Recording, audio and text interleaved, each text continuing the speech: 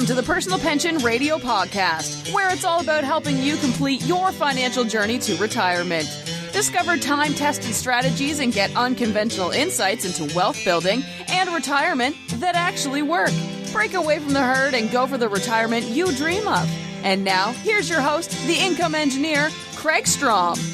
All right, ready to rock back here on Personal Pension Radio. Yes, I am the income engineer, broadcasting from my studio workshop here in the Oven, also known as Southern California. Yes, it is that time of year where we're either on fire or the temperature is 110 degrees or both. So yeah, the last couple of weeks, Southern California has been on fire again, unfortunately, and the temperature is through the roof.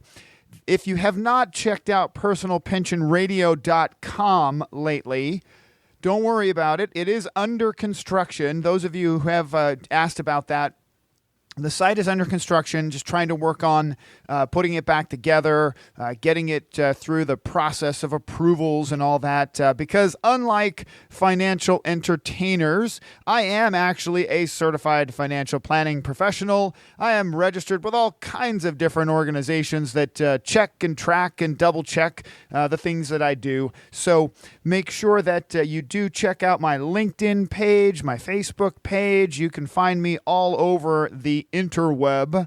Again, I am Kraig with a K, K-R-A-I-G, Strom, so you can find me all over the place. Now, what is Personal Pension Radio all about? Make sure that I jump into that, because oftentimes I don't share some of these specifics, but I really want to take the time today. The idea with the show is to wake people up, to like I'm the flag man, if you will, on one of those freeway or traffic stops where somebody's just trying to warn you that there's a big hole in the road or that there's some sort of an obstacle, there's something to be concerned about. That's really where I'm at here. I am just like, please pay attention, wake up, right? I am fighting conventional wisdom about retirement planning. This show is not long enough, and it shouldn't be about trying to throw out what I would suggest as solutions to your specific problem. My best hope to wake you up is to share information so that you know what you're up against, so that you know what the financial world, the retirement world around you is doling out, what they're talking about, so that you can find those pitfalls. You can be aware of the hazards in your path. I am all about, as you might imagine, with the title of the show, I'm all about optimizing retirement income.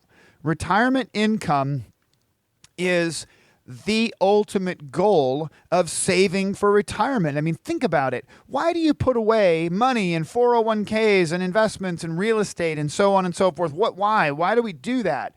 The answer for most people is so that we can have a certain amount of money in retirement and so that we can retire and live comfortably. And, well, let's be specific. What do you need in order to live comfortably in retirement? You don't just need a big pile of money. You need income. You need retirement income from those assets. And optimizing retirement income is a very finicky thing. The financial world would lead you to believe that you can solve the retirement income formula with a product, another investment, or this life insurance, or a 401k, or real estate is the answer, or annuities, or a Roth IRA, or regular IRA. None of these things by themselves will actually help you optimize your retirement income. You've got to have an integrated approach. Now, hear me with that. Back up a little bit. The integrated approach is look at all of these financial products that I just rattled off.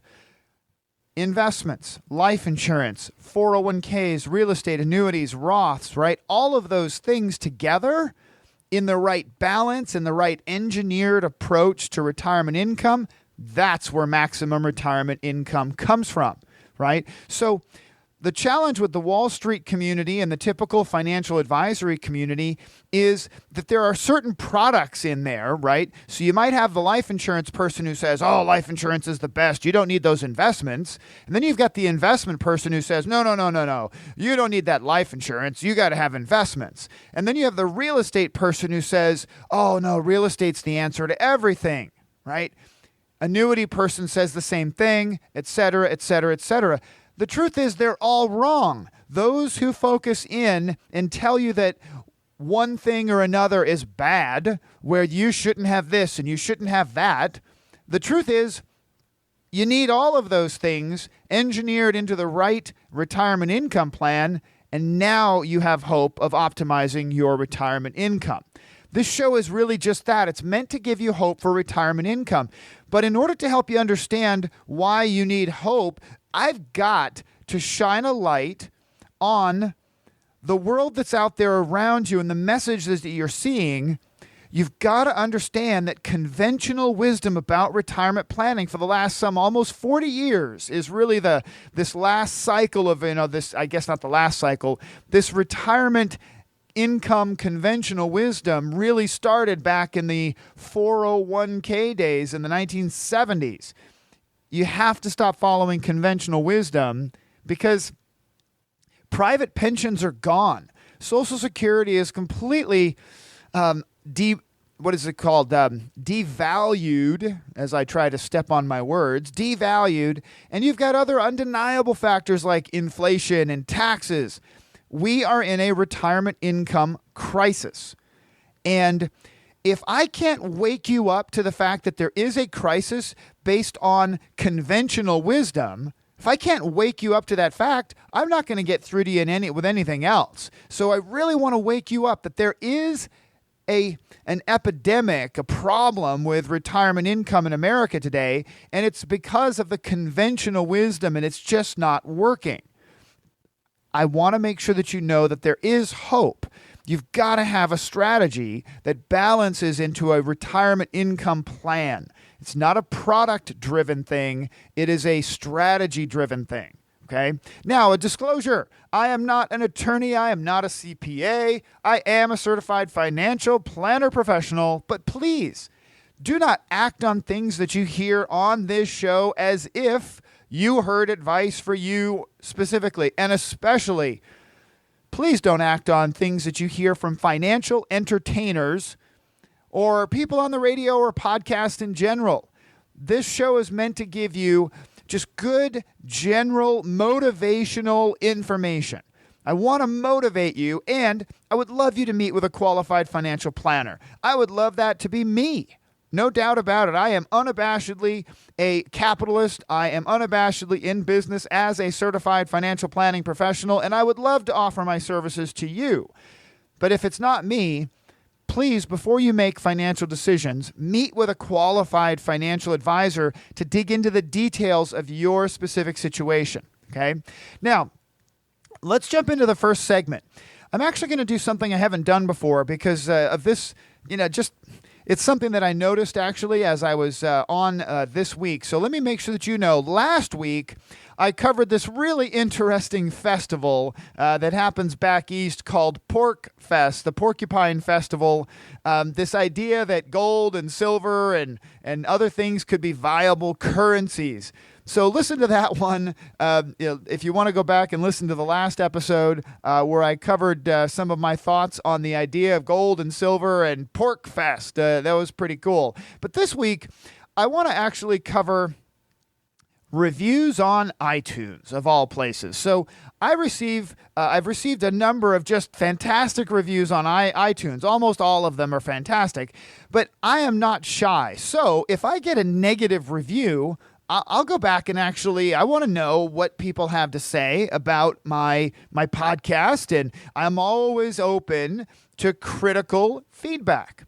So I got this review, and I thought I would share it with you because it really feels like it's coming from someone in the financial services world. Maybe it isn't, okay? But it's coming from financial services, perhaps. But it's also it has its overtone to it. So it was a negative review. So I want to share it with you. Okay, so I want you to go through this review with me, and then I'll give you my thoughts on it. And I'm hoping this will be helpful, again, knowing what my mission is in this podcast and just knowing me in general. So the title is More Doom Mongering Than Any Help. Doom mongering. Actually, I might have to create a Facebook post where I'm the doom monger. I might have to trademark that, right? That was an interesting title. Now, this person says, I thought this would be a good show to have for folks who are really looking for ways to fine-tune their retirement or financial independence. However, after listening to a certain number of shows, it turns out to be really demoralizing. That was an interesting choice of words, demoralizing. The whole tone of this podcast is on telling you what the media is giving you, that the media is giving you a false image, that everything is well and good, but in reality, we're going to be in a very, very bad situation. Now, read that again. The whole tone of the podcast is on telling you that the media is giving you a false image that everything is well and good, but in reality, we are in a very bad situation. All right? Yeah, I believe that. The bad part of the show is that, yes, there is an issue, but there is so much overly focus on what the media is saying wrong, how bad the situation is, everything is other people's fault, your financial advisor's fault, but there's no coherent solution to the income problem. If there is, I'm not getting it, da-da-da-da-da. Okay? It also, he finishes by saying that he believed my podcast was really about recruiting other financial planners themselves. What? Okay, so let's jump in. Okay, I love this. So I thought this would be a good show for retirement and financial independence. Well, I do hope that it will be very helpful for folks who are seeking retirement and financial independence as a goal. But if you are on a path to financial independence that has been prescribed and laid out to you by someone who has been classically trained by the contemporary mainstream Wall Street driven education, you're not on the right path, or you don't know what you don't know yet, right? If you're just on this path of retirement or financial independence and you don't realize that the education behind those that are leading you on your journey is guided specifically and biased specifically towards the Wall Street, retirement machine, well, you could be in just as much trouble. You really need to be made aware of the path that you're on. That's my goal, is to wake people up. I'm not doom mongering. I'm just reporting what's out there, perhaps in a way that's different. Yes, in a way that's different. You don't find too many financial planners who are shining a bright light, as bright as I can get it, back on the financial advisory community, back on the Wall Street community to say, hey, wake up, right? It's wake up to the reality of the current flawed system. If I can't get people to wake up, right? If I can't get you to wake up, you're going to stay on the same path you're on, and you're going to end up in a destination you didn't expect. I want to empower people to ask questions that most people don't. I want people to ask questions of your financial planner that most people don't. I want your financial planner, for crying out loud, to ask questions that most financial planners don't. Now, no coherent solution to the income problem, right? That's a point that was made here. There's no coherent solution. See, that is one of the problems, I think, of our society in general today, is that we want something all packaged up in a nice little thing, and here's the solution to the retirement income problem. It's like I mentioned earlier in the show, that people want to tell you that this investment or this life insurance or this annuity or this real estate, this is the answer to this, right? It wants to be a nice little simple infomercial package. Well, the truth is, there is no specific one-size-fits-all cookie-cutter approach to retirement income. Everybody is different, and unlike Dave Ramsey and other financial entertainers, I do not dole out solutions without getting to know someone. That's the key. There is no way to simply dole out a solution here on this show, or in that matter, on a TV show or on wherever, dole out a solution to retirement income. It really isn't. It's far too complicated to do that. I can give you some of the basis and things behind it and some of the concepts and build that understanding, right? But there is no way to say, this is the solution to retirement income, right? I hope my motives are clear. That's what I'm hoping here. I'm sharing this because I want you to know what my motives are. I want to wake people up to the reality of what is wrong with financial planning. I want to wake you up to the reality that, yes, Wall Street controls the education of financial planners and controls a massive amount of the marketing budget for information sources around the planet. Magazines, websites, television shows, news shows. As I choke on my words, I need to grab a beverage here. Hold on.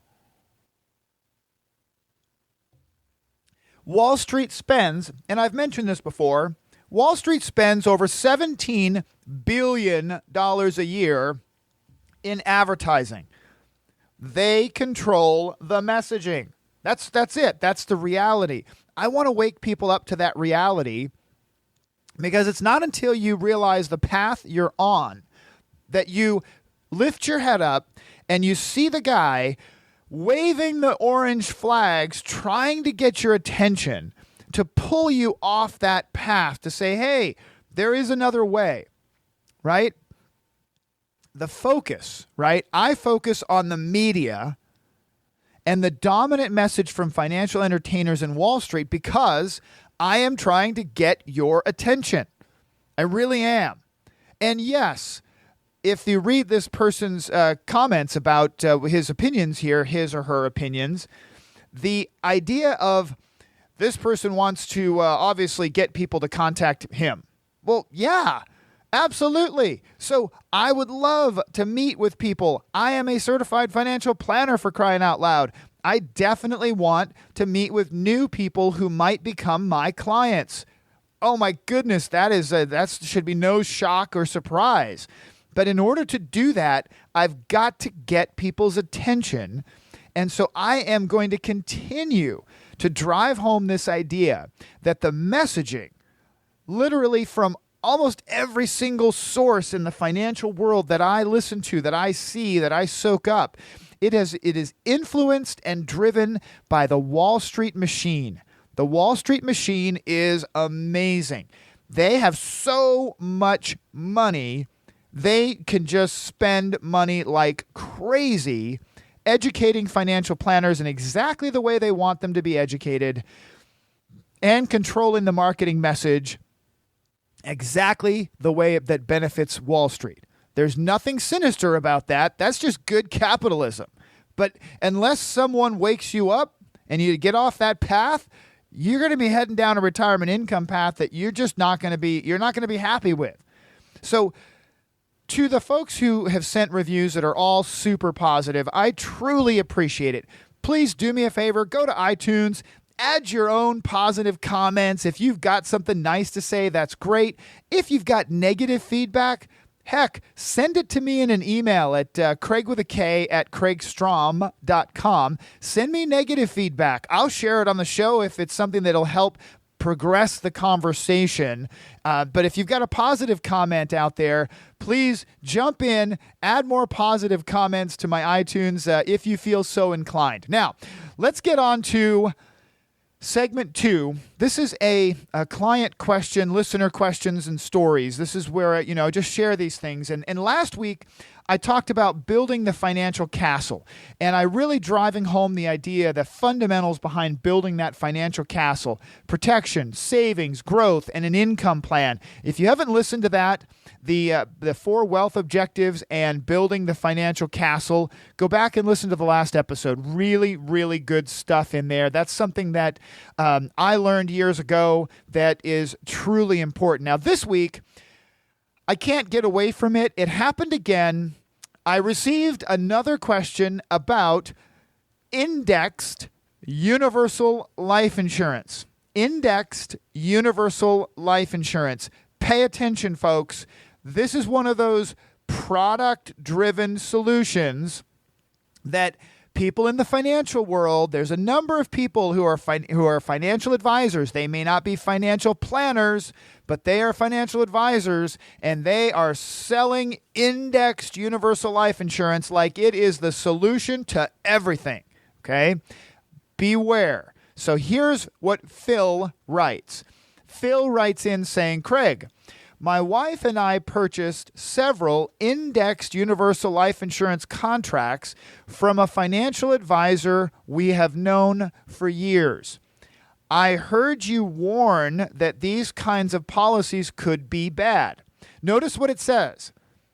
Did I warn that these kind of policies are all bad, period? No. I warned that these kinds of policies could be bad.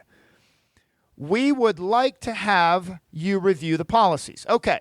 Now, I contacted Phil, and I got the details. But now, a brief explanation, just really brief, of equity indexed universal life.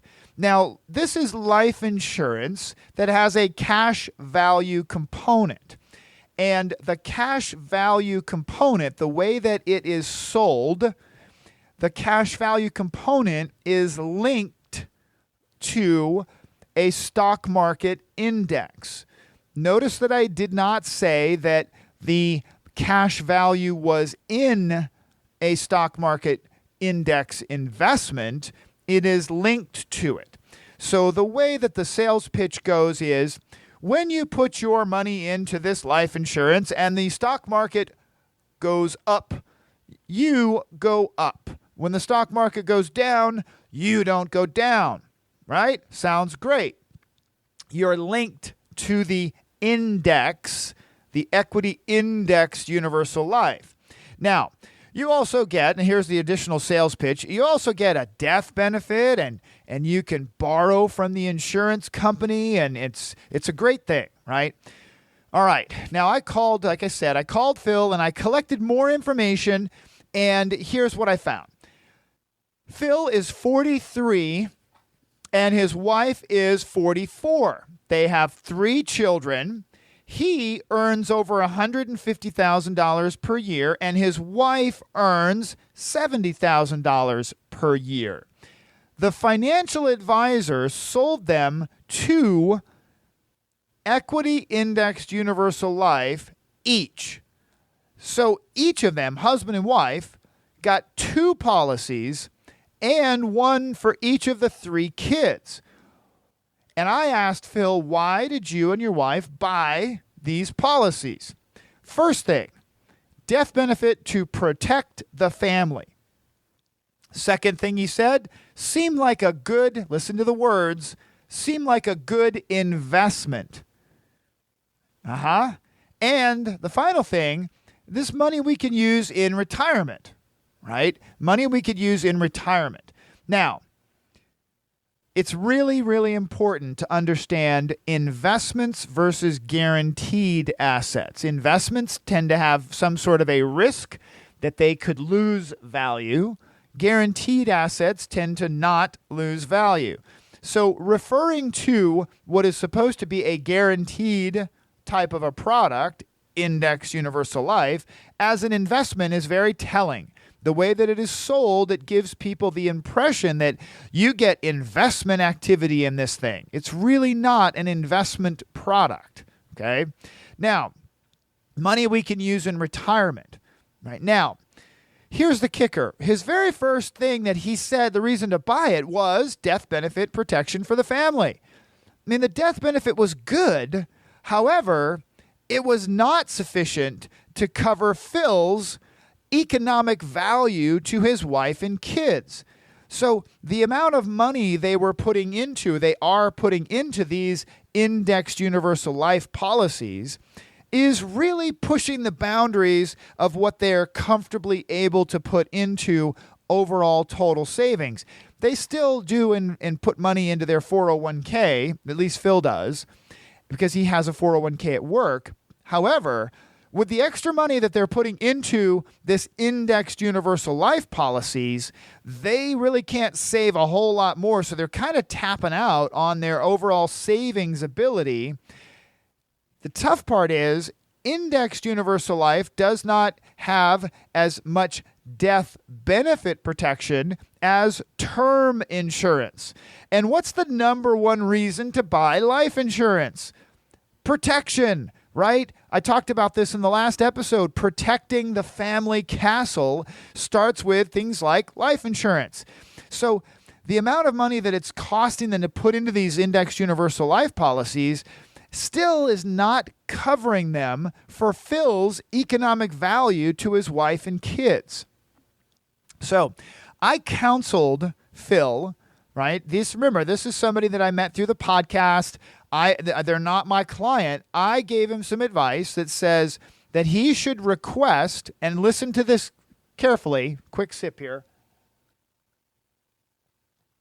My throat's pretty dry this morning. I don't know. Maybe it's the temperature and the heat here in Southern California. Now, I counseled them to request from their company current policy projections. Write that down. Listen to that. If you have these kind of policies, request from the company a current policy projection, or you could also call it a current policy illustration using a 6% rate. Now, that's what I advised, because these illustrations, these products, remember what they say is you can participate in the stock market increase, and they will often illustrate participation at 7%. Well, I believe that is very unlikely to happen, so I suggest be conservative. Request a projection at 6%. Based on, now listen to this, we got that information back. Phil sent me the current policy projections, the illustrations for all of the policies, 2 for each of them, 3 on the kids. Based on the indexed crediting rate, that's what the terminology is in these policies, the indexed crediting rate of 6%, I wanted to know, what does the cash value projection look like in 20 years? Because what did he say? Phil said death benefit protection, and it seemed like a good investment, right? That was the second one, and money we could use in retirement, right? That's what we're talking about here, right? So I ran the cash value numbers, and I said, hey, what does the internal rate of return of this policy look like at a 6% crediting rate in 20 years? Well, here's the answer. 2.46. Where did the rest of the 6% go? How is it that we could show an indexed crediting method or a percentage of 6% and the actual internal rate of return of this policy 20 years later is 2.46%? Where did the rest of the money go? Where did the other 3.54% go? Are you thinking the answer with me? Are you out there? You listening? Where did the 3.5% go?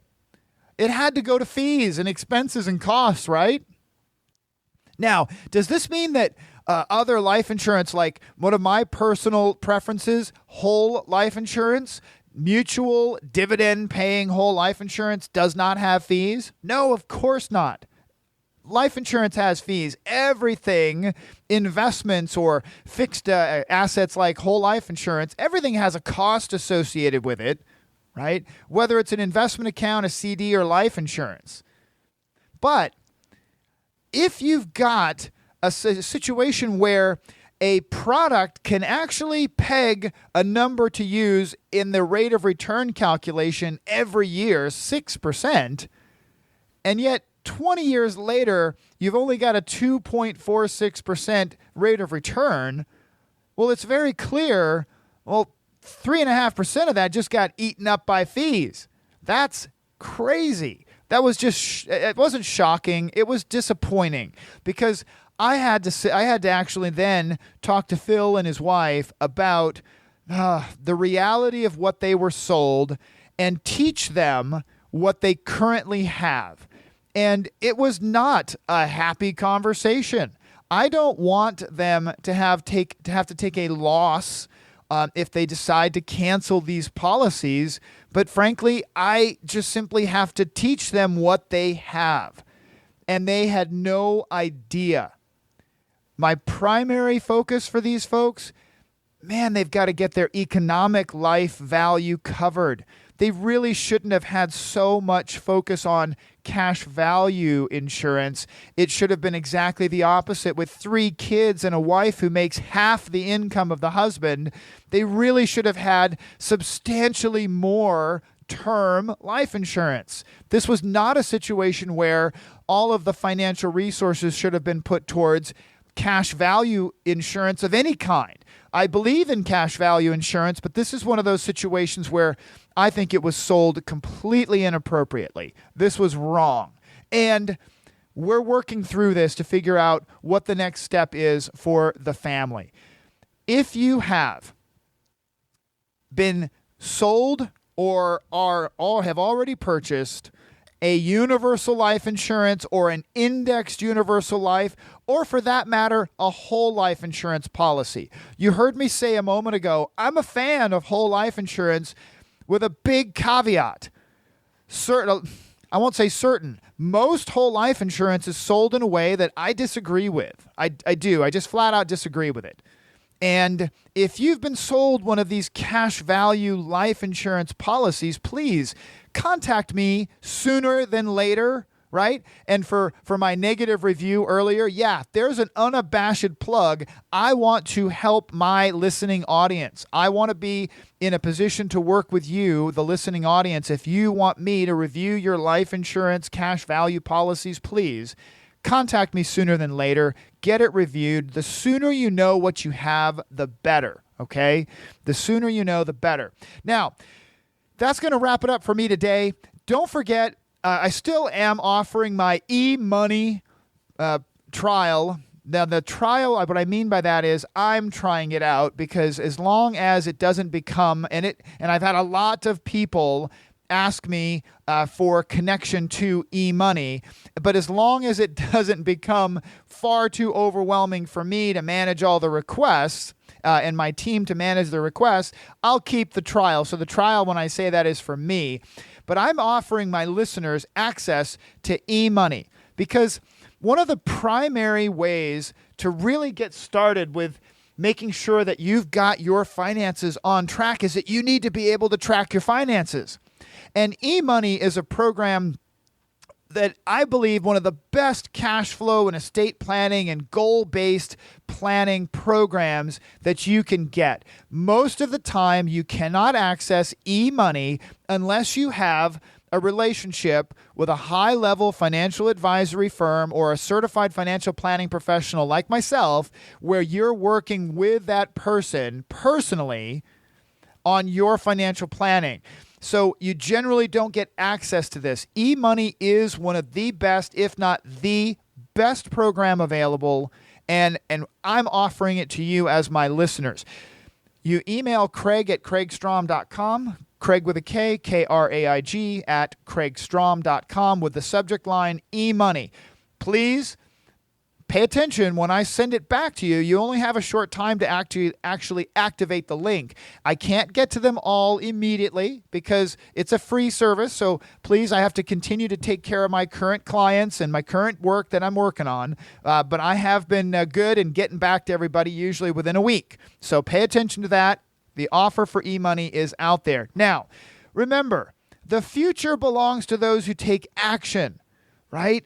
You got to get off that log that you're sitting on and take action. You got to be prepared. And this show, as a reminder, is all about hopefully firing you up, waving the orange flag in front of you to say, hey, there is a hole in front of you. Please don't step in that hole. Step out of line and get around it. I'm Kraig Strom. I'm the income engineer. I truly appreciate all the support on the podcast, and I look forward to talking to you again real soon. Take care.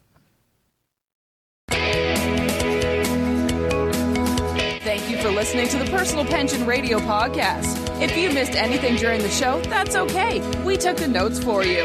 Check the show notes for links, offers, and a full transcript. And don't forget to head over to personalpensionradio.com and download your free retirement income report. While you are there, we would appreciate some iTunes love. Please leave us a fantastic rating on iTunes by going to personalpensionradio.com/iTunes. Thanks again for listening. Now for the disclosure. Information presented is for educational purposes only and is not intended for solicitation, sale or purchase of any security or financial product. Be sure to first consult with a qualified financial advisor and your tax professional before implementing any strategy discussed here. The term personal pension refers to a marketing name designed to educate future retirees and retirees about the economic principles behind creating their own pension-like income. The term personal pension is not intended to be confused with a defined benefit pension plan offered by an employer or by a government entity.